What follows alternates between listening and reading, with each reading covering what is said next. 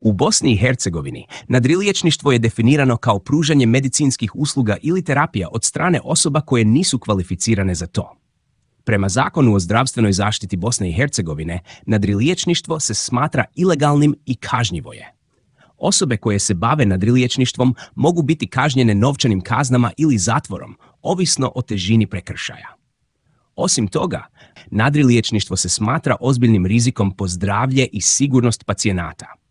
Jer osobe koje se ne kvalificiraju za pružanje medicinskih usluga mogu pružati netočne informacije, neprikladne terapije ili koristiti neprikladnu opremu, što može rezultirati ozbiljnim štetama ili čak smrću pacijenata. Stoga je važno da pacijenti uvijek traže medicinsku pomoć od kvalificiranih zdravstvenih profesionalaca kako bi osigurali sigurnost i učinkovitost svoje skrbi.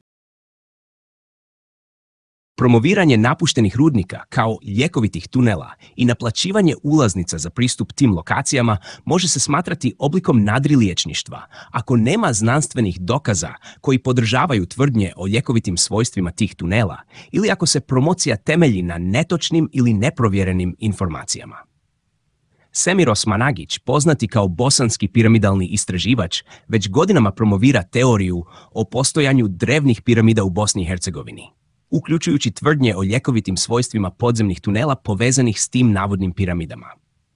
Međutim, većina znanstvene zajednice odbacila je te tvrdnje kao neosnovane i nedokazane. Ako tvrdnje o ljekovitim svojstvima tunela nemaju znanstvenu podršku i ako se Semir Osmanagić ili bilo koja druga osoba koristi tim tvrdnjama kako bi profitirala putem naplate ulaznica ili pružanja drugih usluga, to bi se moglo smatrati oblikom nadriliječništva. U takvim slučajevima važno je da javnost bude svjesna nedostatka znanstvenih dokaza i da se osigura pristup istinitim medicinskim tretmanima i savjetima od strane kvalificiranih zdravstvenih profesionalaca. Izjava poput one koju je dao Semir Osmanagić, pozivajući ljude da posjete tunele kao lijek za COVID-19, može biti protuzakonita ako se utvrdi da je netočna ili obmanjujuća te da nema znanstvene podrške. U mnogim jurisdikcijama, uključujući Bosnu i Hercegovinu, promoviranje lažnih ili neprovjerenih tretmana za ozbiljne bolesti kao što je COVID-19 može biti kažnjivo po zakonu. Osim toga, ako se Semir Osmanagić koristi svojom pozicijom na nacionalnoj televiziji kako bi promovirao posjet tunele kao tretman za COVID-19, to može biti u suprotnosti s nacionalnim zakonima koji reguliraju medicinske reklame i promociju zdravlja. Takva promocija može biti opasna jer može dovesti ljude u zabludu i odvratiti ih od pravilnih medicinskih tretmana ili mjera prevencije. U konačnici, nadležne vlasti bi trebale istražiti takve tvrdnje i djelovanja kako bi se utvrdilo da li su u skladu sa zakonom i da li predstavljaju prijetnju javnom zdravlju.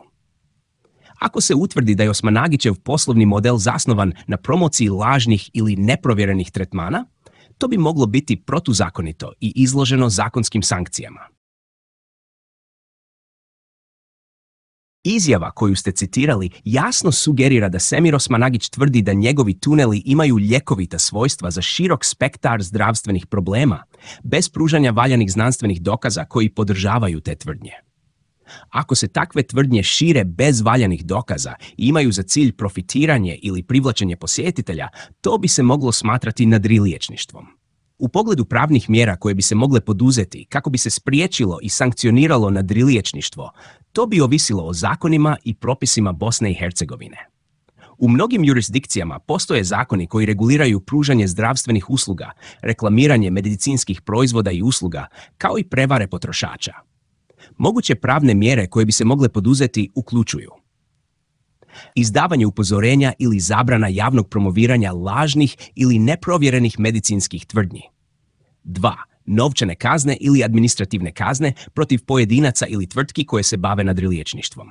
3. Zatvaranje poslovanja ili privremena zabrana pružanja određenih usluga. 4. Pravni postupci protiv pojedinaca ili tvrtki koje se nalaze uključene u nadriliječništvo, što može uključivati kazneni progon u slučajevima prijevara ili obmanjujućeg reklamiranja. S obzirom na obim obmane koji ste opisali, gdje se već dugi niz godina promoviraju lažne tvrdnje o ljekovitim svojstvima tunela i piramida bez valjanih dokaza, moguće je da bi kazne mogle biti značajne. pogotovo ako se utvrdi da je takvo ponašanje uzrokovalo štetu javnom zdravlju ili financijsku štetu potrošačima.